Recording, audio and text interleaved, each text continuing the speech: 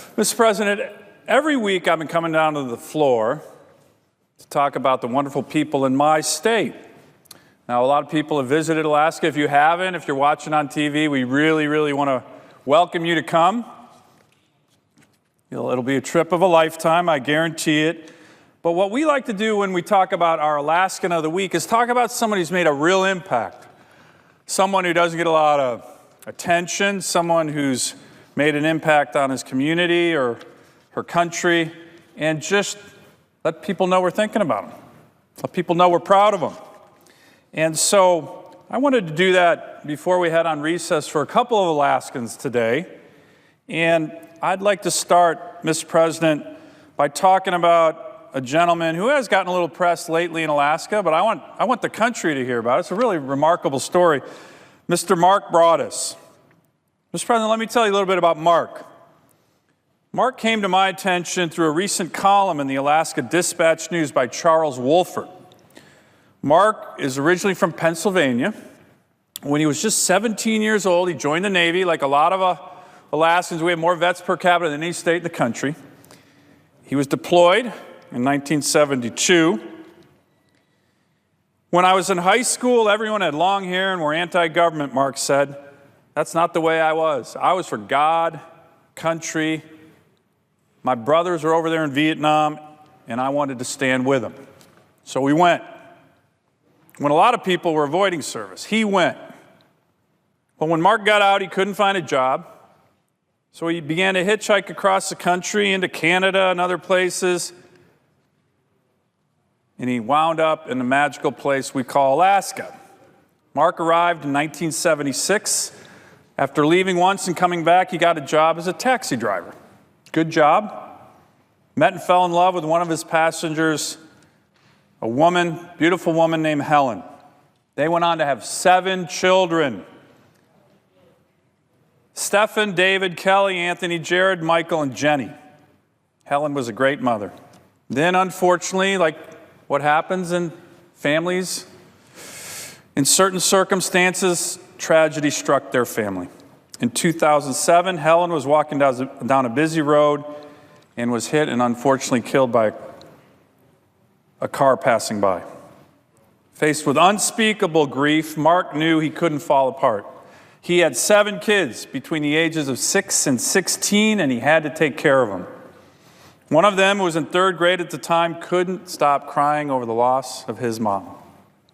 School called often. Mark was left work to pick him up. Still a taxi driver, the hours tending to his kids began to rack up.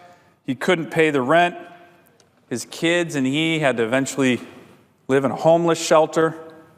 A social worker wanted to put the kids up for adoption, but Mark refused. They lost their mother, they'd lost their home, and they weren't going to lose their dad. Their family needed him, they were a team. Eventually, and this is so great, it happens all across Alaska, all across America, with the help of the community, in this case, their local Catholic church, St. Anthony's Parish.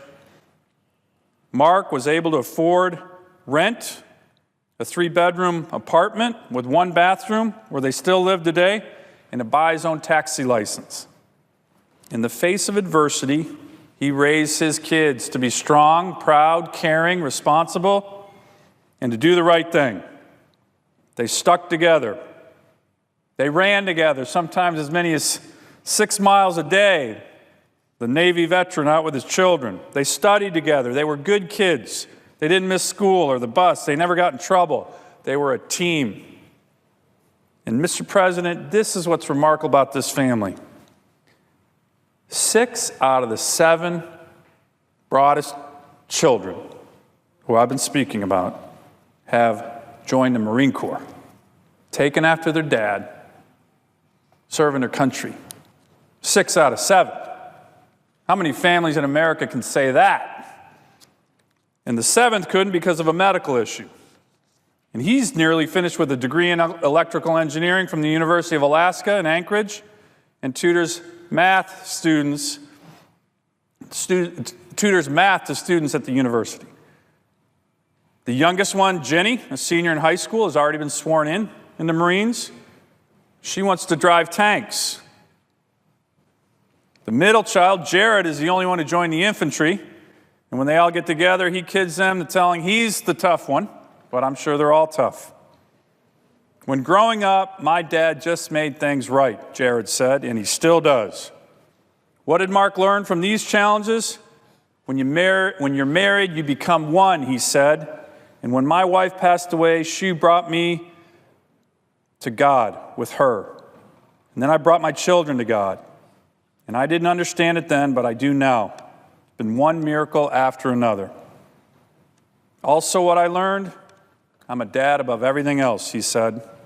Well, Mark, thank you. Thank you to your children. Thank you to your family for this amazing example, for doing such a great job of raising your kids. You're a model for all of us. And thank you for being our Alaskan of the Week.